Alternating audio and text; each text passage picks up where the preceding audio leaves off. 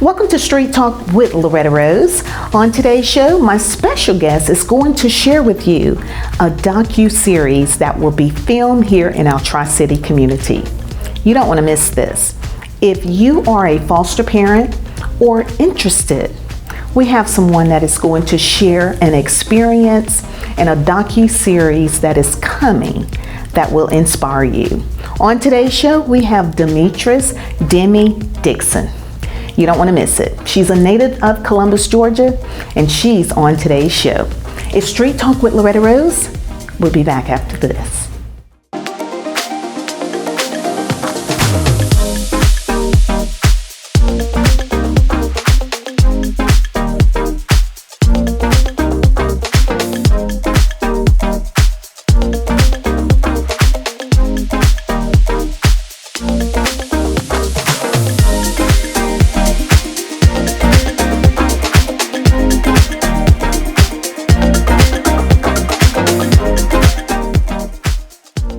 Welcome, it's Loretta Rose, and it's Street Talk with Loretta Rose. And on today's show, our special guest is sharing with you a great announcement that you are hearing here on today's show. Her name is Demi Dixion, and she is amazing.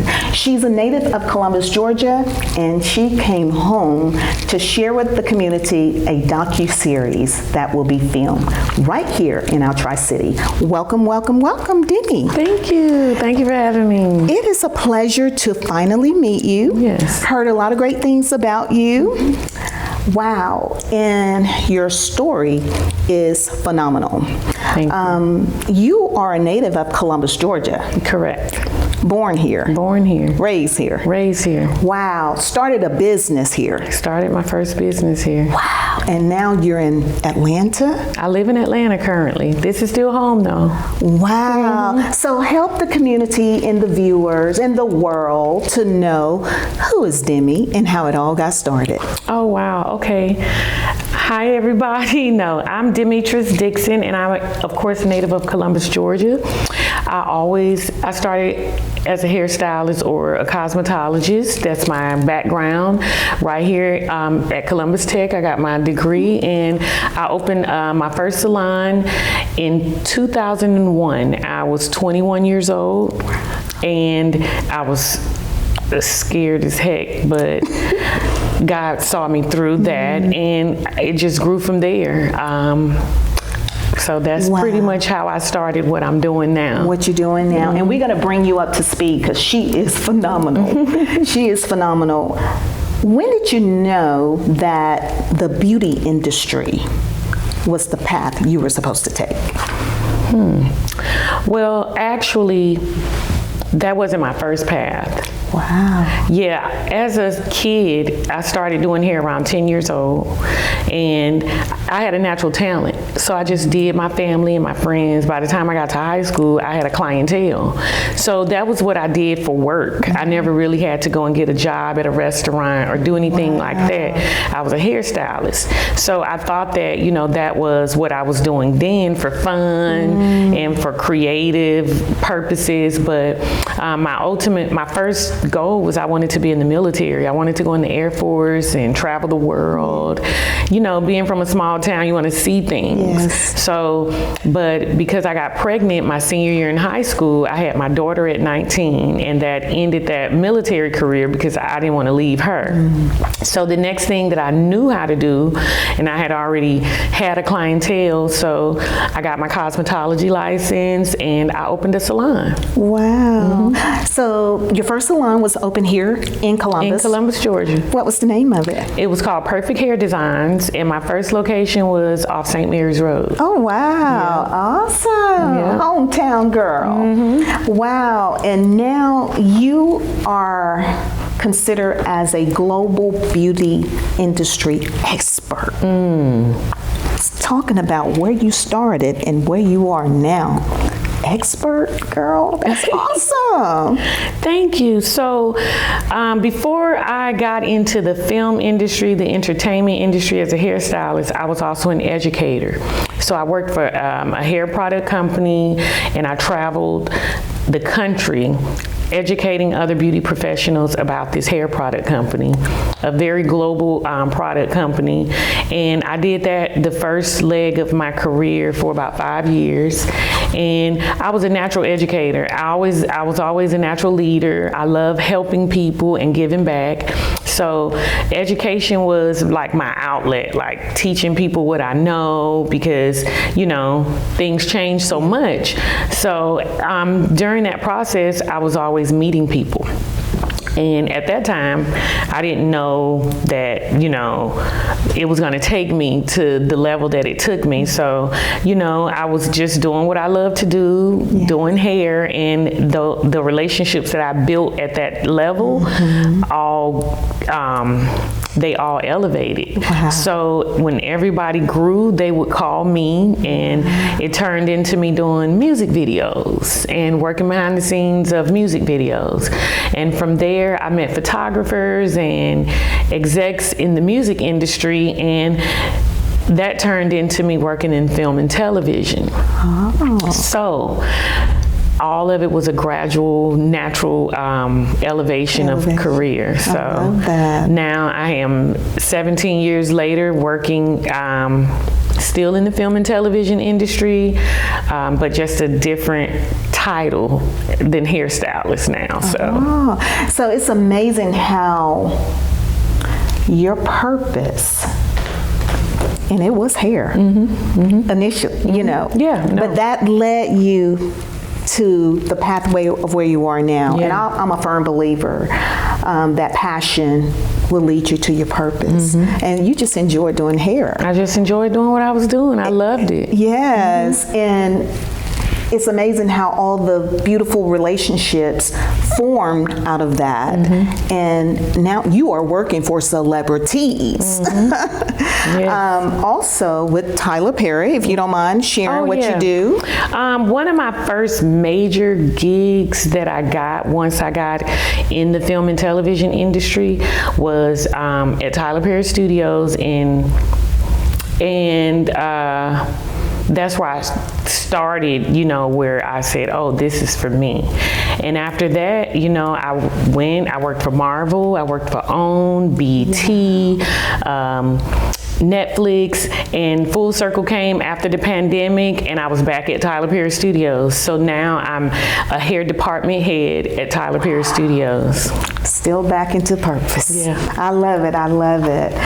Amazing. I want to say congratulations. Thank you. And to help the viewers to understand more about this docu-series that you all have, that will be filmed, and it's pertaining to blended families.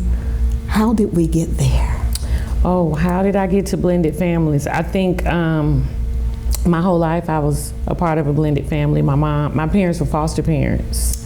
So that's the first dynamic of the blended family that I experienced. So that's going to be our first entire season, all about the foster care system, families of the foster care system, and how are the youth that are products of the foster care system that are aged out, how are they now? What are they doing?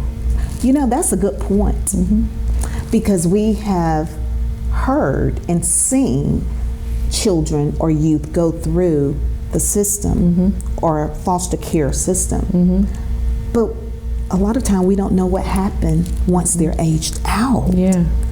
You know what, I never really thought about that, Demi. Yeah, and you don't usually know who they are, because you know some of them thrive and go on, and they don't get the opportunities to share their stories. Wow. So this is an opportunity now for many of them to, you know, be open and share their stories, and sharing is definitely healing. So we've seen a lot of that in this process. So in this docu-series, you're going to talk to some that have went through the foster care system. Your parents were foster parents. We have so many here in this Tri-City area, in this community. And we commend you. We commend you. Thank you for your service. Thank you for saying yes. I said on behalf of every child that received the care, thank you. You grew up in a home where you had to share your family, your parents, with foster siblings. I'm just going to say foster siblings because you all were a blended family. Yes. How was it for you? Sometimes it was fun, and sometimes it was hard, you know, because I'm the youngest of 6. Oh, wow. So being the youngest is always a difficult position, you know, you bullied and all the other stuff. So being the youngest of 6, and now having to, out of nowhere, become a big sister. I had never been in that role before. So those are some challenges that I had to work through. And, you know, as I became a mother myself, to know love is love. Yes. So when you're loving on children, there's no, you know, you don't know that when you're a child, you know, and everybody's fighting for attention of your parents. And even, you know, my siblings in foster care, my parents were so loving and kind that, you know, hey, everybody fought for their love and attention, but they had enough to go around. You know, that says a lot about your parents. And I can tell your parents were amazing parents and still are because of the empathy that you carry in your heart. It comes across through your communication as you're sharing your experience, and then with this project, it's like a form of ministry. It's like a full circle experience. Absolutely. That you're having, because you're kind of like you're telling the story that hasn't been told. No, I haven't heard it being told. Wow, amazing. Yeah, so I started my nonprofit. In my industry, I work in the film industry, and many that don't know, and in the film industry, when we had the pandemic, the entire film industry shut down. Sure did. So that was a lot of jobs for a lot of people in our industry. So I knew that I cared for people, and, you know, people were like, you should start a nonprofit for what you do, you know, always helping girls, always there for women, always finding resources for other people, just being given. I saw my mom just give, and, you know, that's what I liked. And so once we hit the pandemic, I decided, okay, I'm gonna create an actual organization that I can do this, you know, as in a systematic way, that I can help girls, I can help women, I can provide resources, I can, you know, introduce them to people, create opportunities. Initially, I thought it would be for, you know, inner city kids, but every time I met an inner city kid, they were foster care, in foster care. So I'm like, okay, maybe this is something. So I started, you know, networking with different foster agencies and going to group homes and helping the girls. So the pandemic happened, work was over, work came back, and I kind of put that portion on hold, and then we went into a strike last year, the film industry, and that just pushed me into my purpose. It was nothing that could stop me from, you know, continuing on with it. So this project came about just of me doing my day-to-day work of working with kids in foster care, going to the group homes, teaching them how to do hair, how to cook, you know, how to do everyday life skills. You know, we exercise and going to the park together, bringing in other people who can teach them things like about careers in the film and television industry, things that give them aha moments, like, wow, I didn't know that was a thing. And 2 of the girls that I was working with at the time, they aged out of foster care, but they wanted to do hair. So they became my mentees, and they still are. And, you know, they always are with me when we're giving back and doing things of that nature. So it was a full circle moment, because I'm like, I'm doing exactly what my mama was doing. Yes, I love it. That is amazing. So for those that are watching, I know we can't tell them everything, but just help give the viewers a glimpse of what to expect with this docuseries when it's completed. Okay, so just a little glimpse of what's going to be. It's going to be emotional because when people start sharing, emotions come, and that's a part of healing. But it's also going to be a lot of highlights and happy times of sharing in family time. I'm all about family and blended families. This series doesn't just stop at fostering. It extends. I already have 3 seasons written out.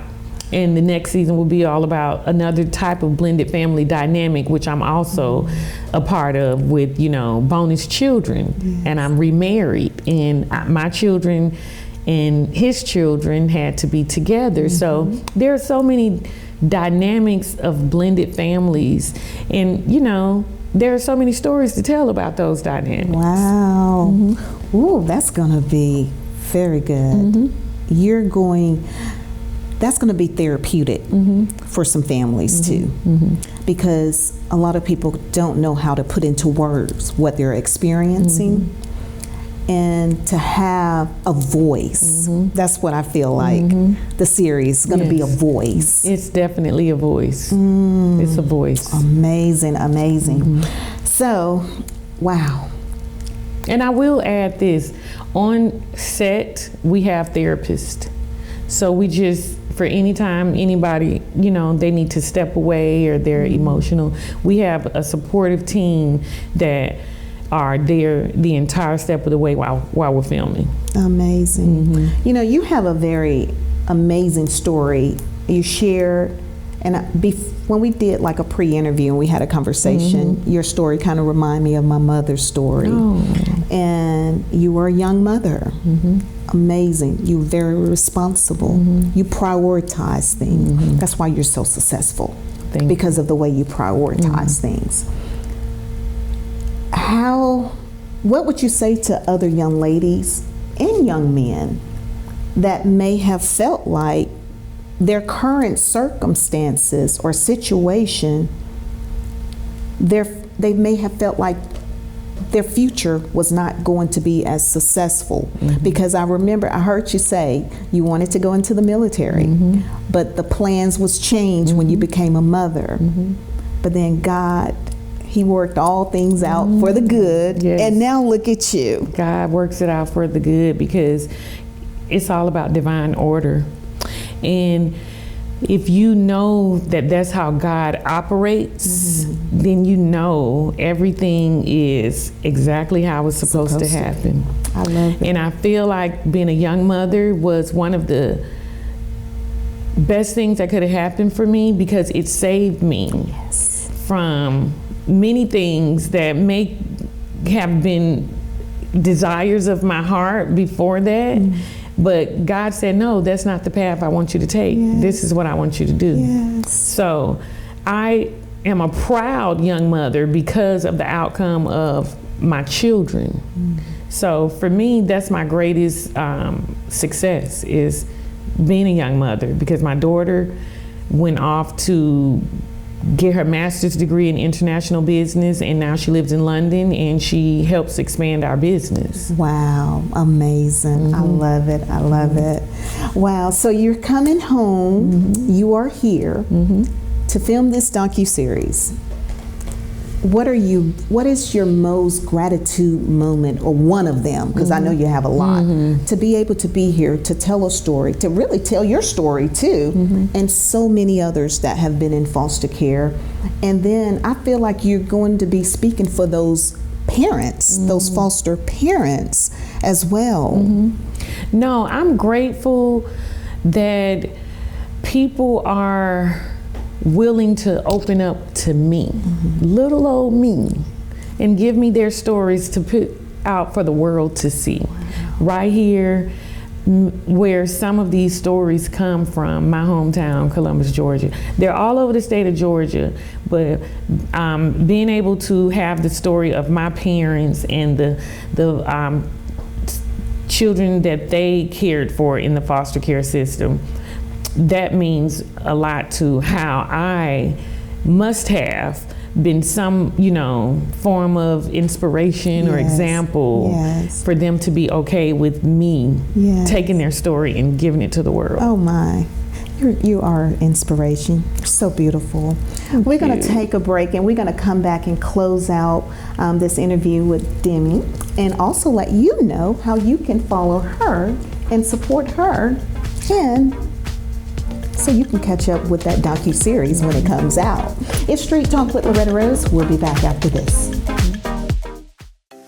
As a business owner, there are key things you need, like this, and this, and this. But you don't have time or knowledge to handle the marketing. This is where we can help. We know marketing, we know digital advertising, and we know small business owners. You focus on what you're good at, and let us help you do what we are good at.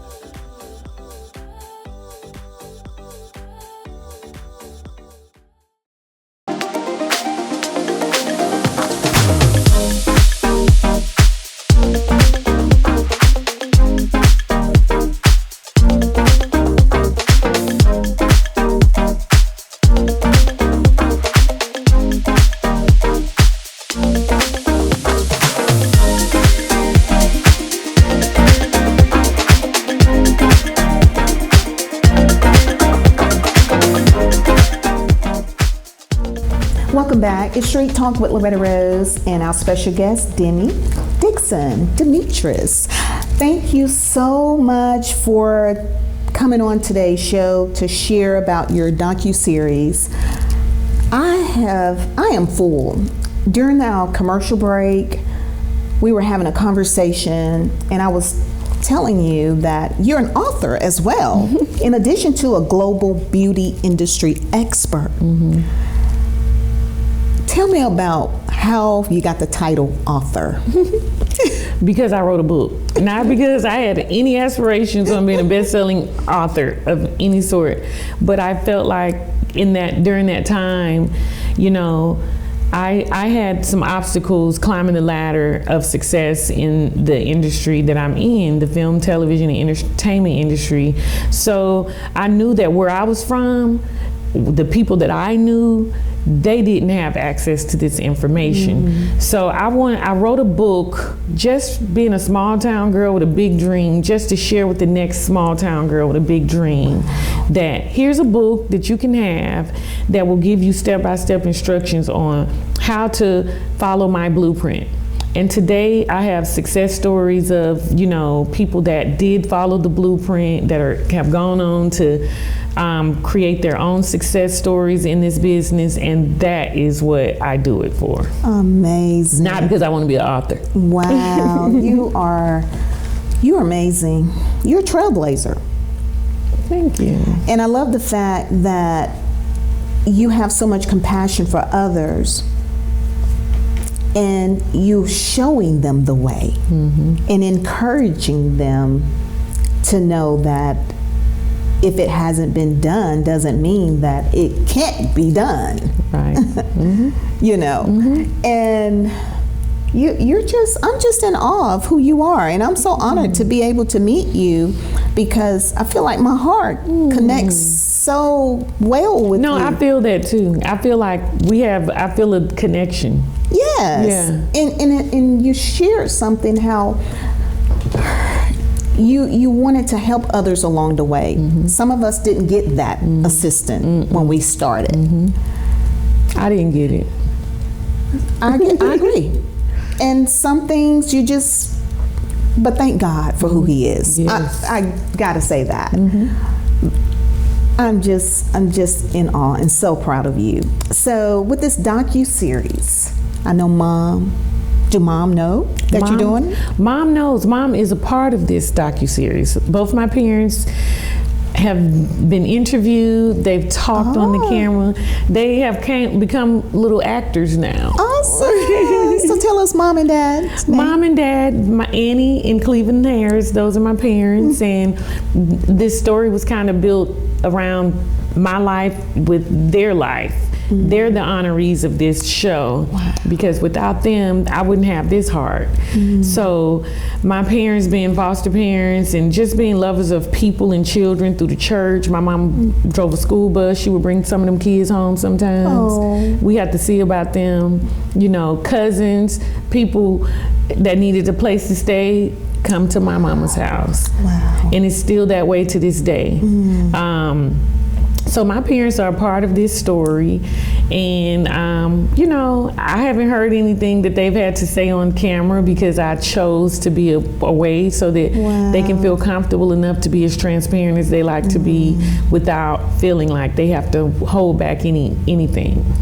I love the fact you're honoring them with this project.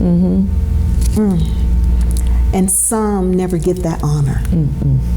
So that's a blessing just to even just think about it, having the opportunity to do it. Not just think on it, but actually doing it. I know. And God will push you into it, because I've run away from it for a few years now. Just because, you know, it's a new level, it's a new place in my career, but it had to be done and somebody had to do it. So I'm just walking in faith. Wow.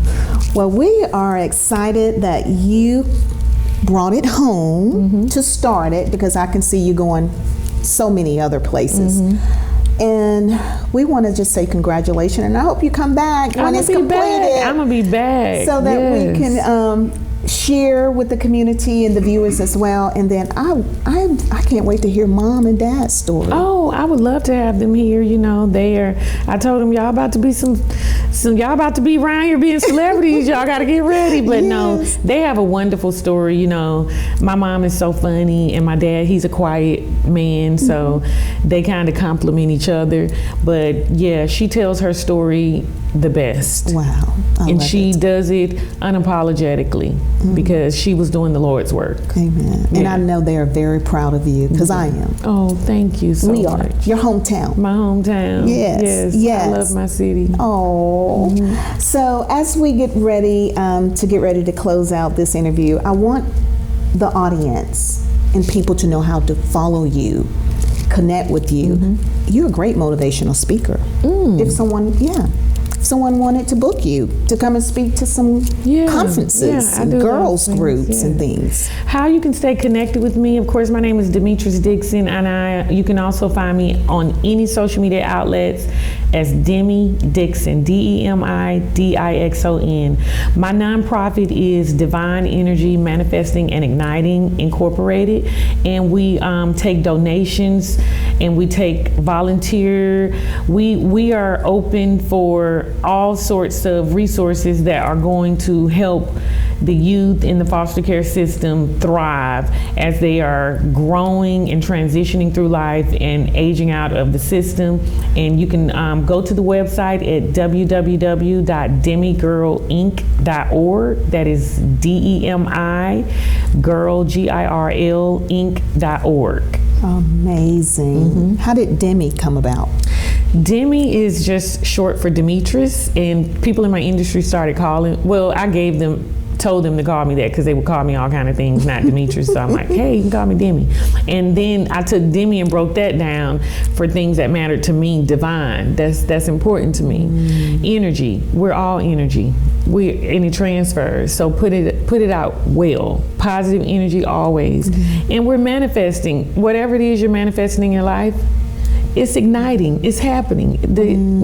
So I found the words that just match my name. Amazing. And you've become that. And I've become that. And now I'm turning other young girls and women into that. I love it. I'm so proud of you. Thank you. God bless you. Oh my God. I am so blessed by this interview, and so honored to be able to share it with our Tri-City area and globally as well. So make sure you follow her and support her. Be on the lookout for this docu-series that you have never ever seen before. Thank you so much for watching Street Talk with Loretta Rose. Until next time, you be blessed. Thank you.